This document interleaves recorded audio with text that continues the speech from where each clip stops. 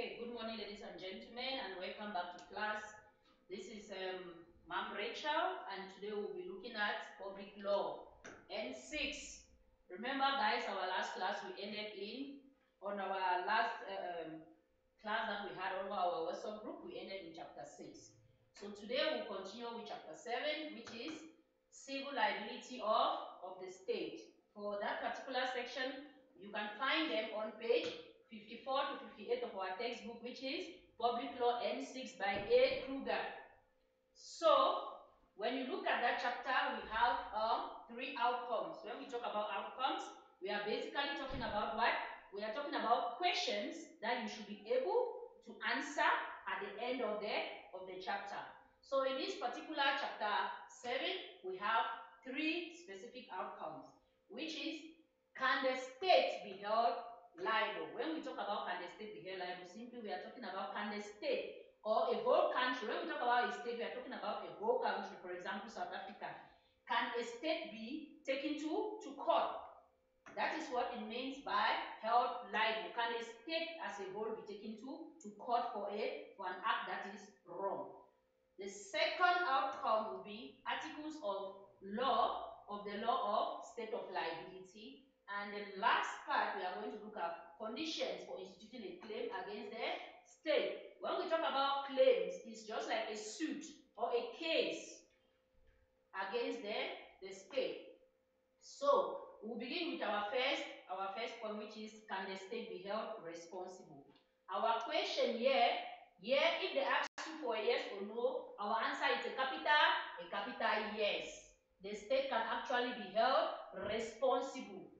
When we talk about the state, remember I told you guys the state is like an entire country. For example, let's use a practical example with South Africa. Can South Africa as a nation or as a state be taken to court? Our answer to that question is yes.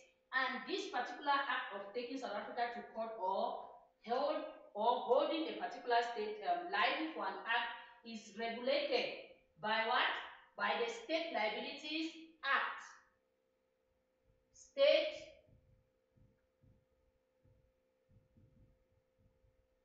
Liability Act 20 of 1959. So in a situation where you want to take a state, or let's say we are taking South Africa to court, the law that we'll be looking at is the State Liability Act of 20 of 1959. It's going to give us the different conditions that we can look at in order for us to take South Africa to court. So for the first part, our answer is yes, and that particular action will be regulated by the State Liabilities Act 20 of 1959. Our second part, we are going to look at articles of the law. Articles of the law, we are going to look at articles. So for the first part, we are going to look at articles like the grounds or the reasons that we can take a state to court. The first one is to be instituted against a state official.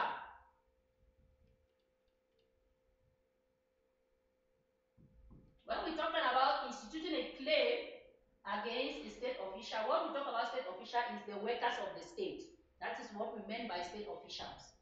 So for example, if you want to sue South Africa as a state, it doesn't mean South Africa as a state has hurt you, no. But the workers of South Africa, if somebody who is working as in the capacity of a state official commits a wrongful act, that act should be instituted against South Africa, but not against the individual who committed that act. Let's say MECs. Let's take a very practical example, the MECs of the different provinces. Let's say the MEC failed to do something that he or she was supposed to do. In that case, we take the state. We sue South Africa as a state, but not the MEC as an individual.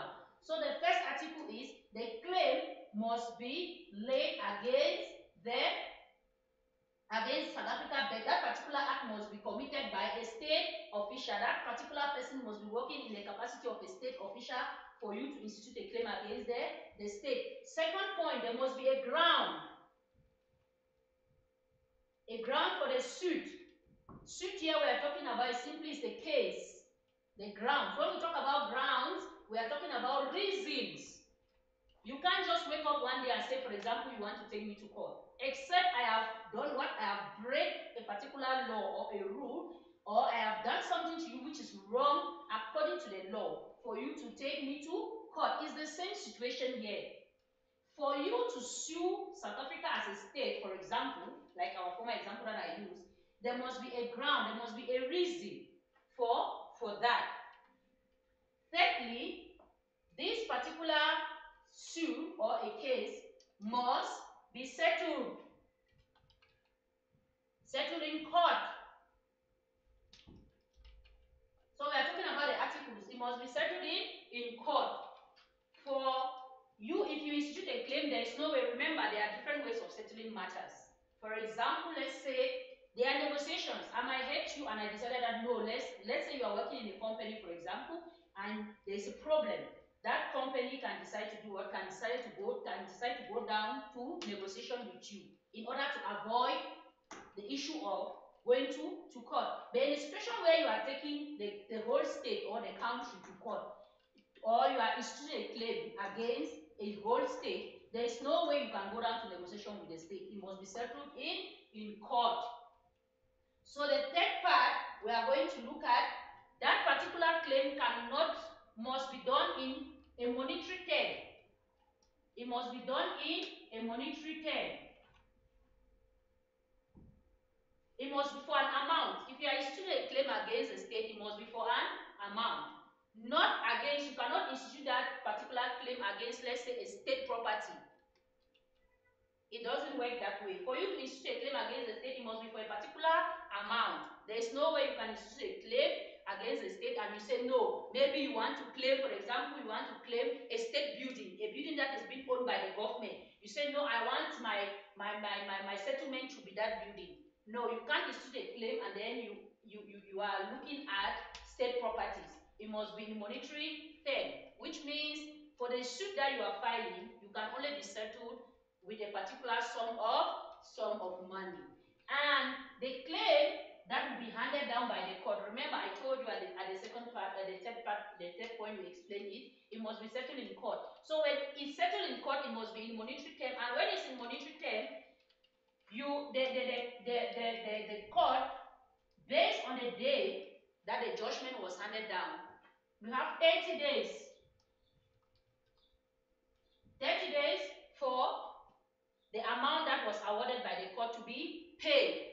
Or if this 30 days is not respected, maybe the court will negotiate. It was going to be between you and the individual who put the claim, or the appellant who put the claim against the state, to negotiate on a particular day.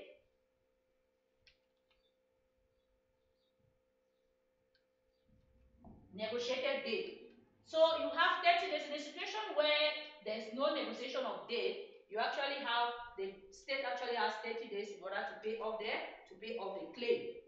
So the last part that we are going to look at today is what? Conditions. Conditions for instituting a claim against the state. When we talk about conditions for instituting a claim against the state, we are talking about conditions that must be satisfied. Conditions that must be satisfied in order for a claim to be put against the state. So, first, there must be a state official.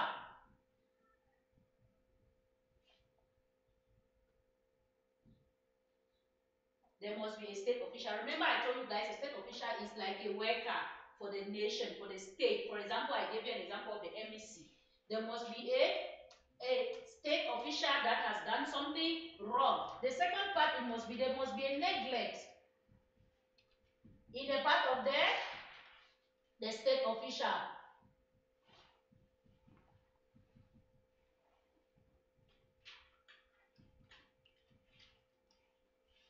There must be a neglect in the part of a state official. When we talk about neglect, for example, we are talking about a situation where, let's say, a policeman or a police official.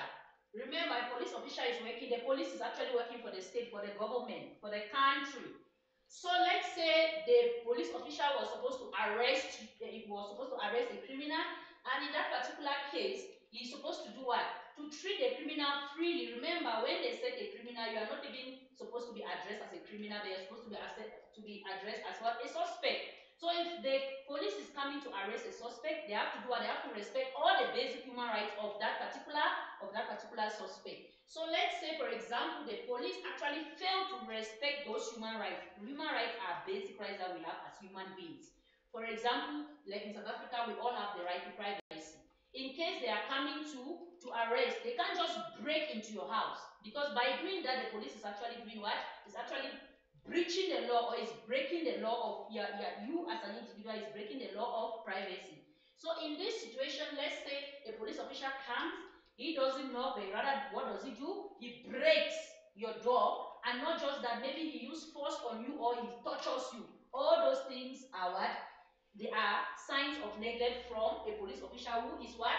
Is a state official, is working on behalf of the state. So in that case, you can say if there's a neglect on the side of your human rights, you can sue the state.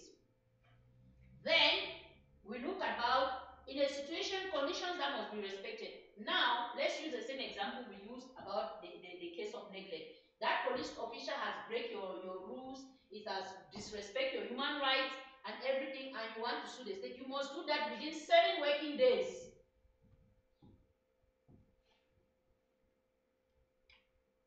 7 working days for you to declare your intention, or maybe your legal representative. When we talk about legal representative, we are talking about lawyers and attorneys that are going to represent you. They must make their intention known that that particular incident has taken place, and they have the intention to do what? To institute a claim against them.